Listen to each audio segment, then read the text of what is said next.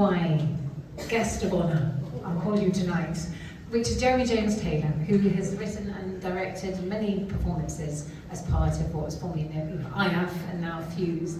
And this time it's the Roman invasion of Ramsbottom, and he's going to tell us a little bit more about it.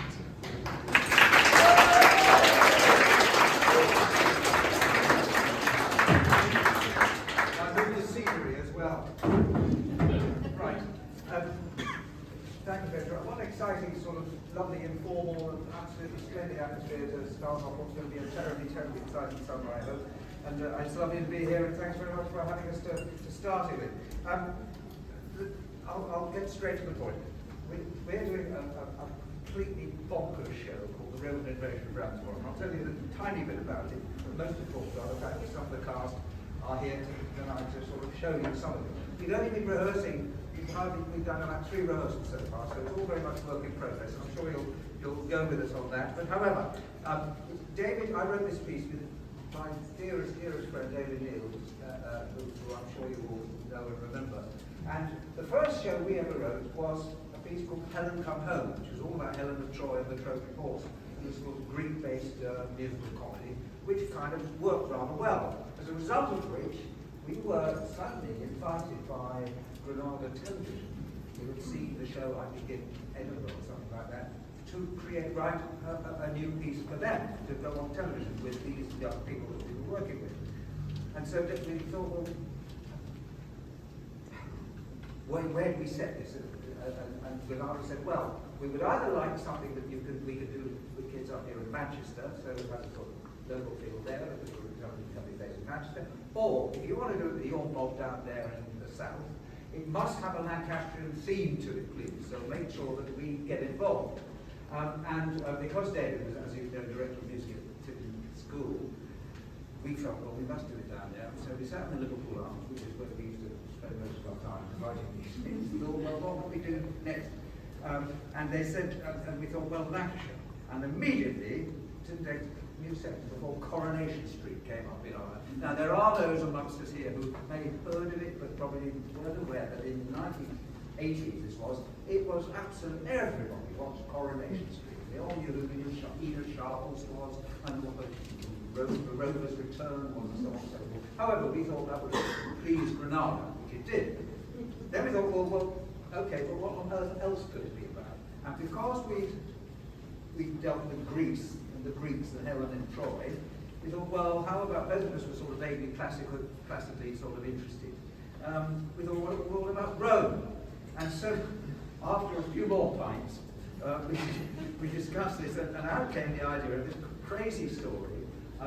We both knew that the Romans occupied Britain in the 1st century AD, and that there was a wonderful governor called Gaius Julius Agricola, who ran the country over here and was much loved by the people, and he adored the country himself. So we thought, well, here's a starting point. And from that, we came up with this mad idea of writing a piece about the building of the chariot way from Rome, because the Romans, as you know, built roads very well. And the building of the chariot way between Rome and Carlisle, which the C6, of course. And which of course had to be dead straight. This was only straight. And we came up with a crazy idea of the Agricola, much like other people over here, and suddenly came to a big problem somewhere near Manchester. And in fact, they saw Ramsbottom near Manchester, which is quite near where David was born. So we got this wonderful name we played with, in which there was a glorious pub called not Rover's Return, which of course, as you remember, Coronation Street is the great pub there, but in this case, the Romans Return. And so, I hope you're getting the gist here. I'm talking about very bad puns to do with Rome and Manchester and Lancashire and all that sort of stuff. To get to the point of the first song we're going to sing, and I do stress that we're all kind of no costumes or anything like that. We haven't got that far yet, so you see work in progress. So the kids are doing a terrific job on that. But let me set this one up. So we're going to start with this song, which is set in the pub, The Romans Return. which is run by Jack and Annie Trotter in this case. It was Jack and Annie Walker in the film. So the whole Coronation Street thing goes on. And in this case, this is a song sung by the local comedian, Accrington Stanley, who is very fine, and its distinctive Lancastrian voice is just commending this wonderful new guy they've got running the country, with particular reference to his Roman nose. The song has the most awful pun you've ever heard in your life, which is called "This is the Secret Every Roman Knows," and it's set in the pub. I'm going to move the microphone. John, which one? That one. That one? Yep. That one. Thank you. And so, ladies and gentlemen, prepare yourselves, and you might have to sing in this. So be warned. For the team, led by young Ethan here, singing "The Secret Every Roman Knows." Take it away, Accrington Stanley and the gang.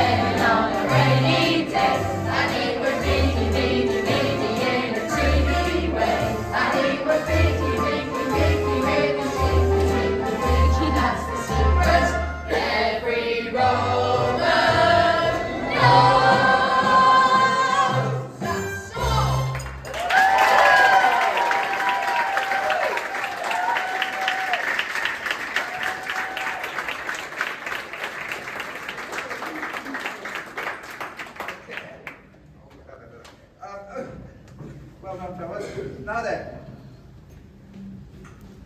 the magazine Private Eye was a hugely popular thing, well it is now today as well, back in the 80s it was, and particularly because of this wonderful cartoonist, this is how I remember it, called Bill Tidy. I don't know if anyone remember Bill Tidy, and he had this wonderful cartoon, sort of running cartoon thing in Private Eye called the Cloggies, which was all about, he was a Lancastrian, I should have added that, sorry, he was a Lancastrian fellow. I never met him in my life before, but he was a wonderful cartoonist. And the Cloggies were a fantastic sort of running story about the Lancastrian clog dancing team. David and I thought that was absolutely delighting. Filmed a little bit with sort of the clog dancing produced in Bramble. That went straight into the show. So I actually didn't, I never met him, we got this television contract, but I wrote to Bill Tidy, I managed to get his address and stuff, I say, we've got this marvellous show to do. We're going to put a clog dancing team in it. Would you mind doing some drawings for us to help the costume? And I kind of didn't really know how to go on from there. I thought, what did you say? Someone did pay them, do whatever. So I remember imposing, this is 1980 we're talking about, I posed a cheque for 50 quid, saying that I hope this will help. 3 days, and a list of all the cast, the whole cast, including, you know, the Brickle and all those people.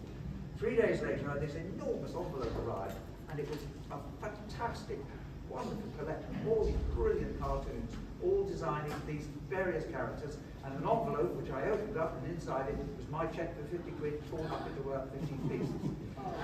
And we did the show, and I hope Bill got paid by the television company for his designs there, and that's a lovely story. Anyway, that's what we're about to see now.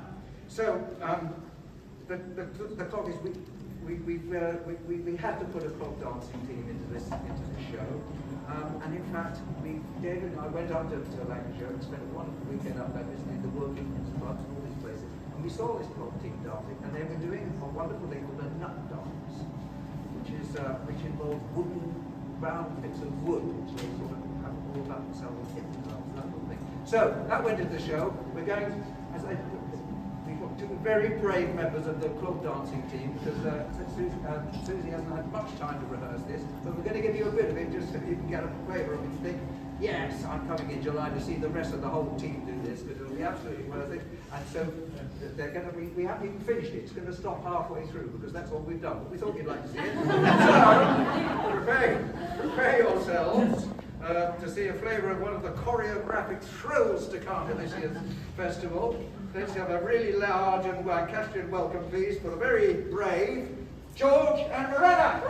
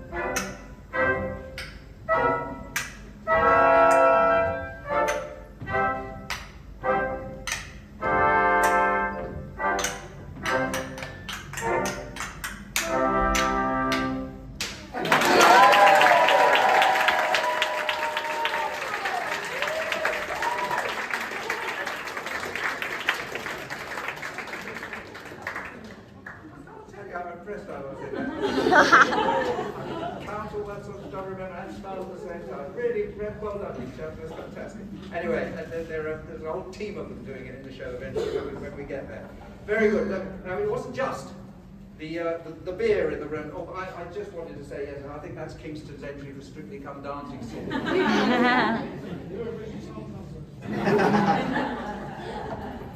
It wasn't just the beer in the Roman's Return that Agricola liked, because the thing was that this became in the story, it's become his favourite song. He goes up there and he's damned if he's going to demolish it. Makes no chariot way go through. So you'll have to come and see what happens at the conclusion of that in the show itself. However, as I say, it wasn't just the beer. It was one of the other things that he liked very much in the Roman's Return was the barmaid, Gracie. And so, to come to the conclusion with this sort of deeply ridiculous plot, it turns out that at some stage, Agricola is going to have to leave Gracie, leave the pub, and go off and finish building the road up to Carlisle.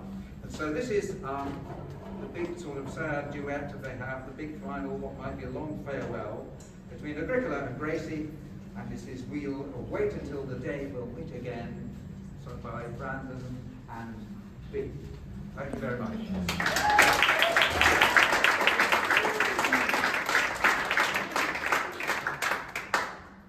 You know I shall miss you, Gracie. Why? Where are you going? Who knows? If we lose this one, we'll be back to Rome at the very least. Well, that's not so bad. 'Tis your home, innit? Not down the salt mines, it isn't. Ah, I see. But what if we win? If we win, we'll have to finish off that road to Carlisle. It is what I'm here for, after all. Well, it's only 100 miles or so to Carlisle, and once you finish, you can all drive back down to Rome in triumph. As fast as I can. And I'll have a pint waiting for you. Now, that is a deal. For 7